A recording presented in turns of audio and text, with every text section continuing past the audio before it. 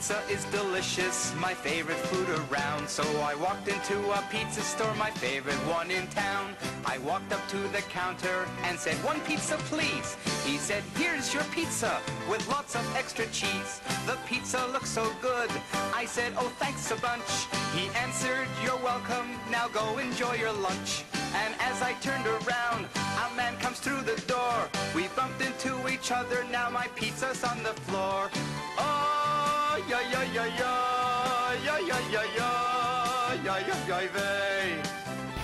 Oh, yeah, yeah, yeah, yeah, yeah, yeah, yeah, yeah, yeah, yeah, yeah, vey. I said, "I'm really sorry, I apologize to you." He said, "No need to worry, and please excuse me too."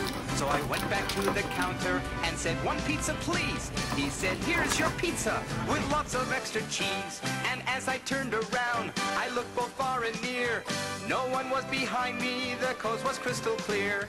One thing I didn't see, the broomstick on the floor. I tripped and now my pizza is all over the store. Oh, yeah, yeah, yeah, yeah, yeah, yeah, yeah, yeah, yeah, yeah, yeah, vey.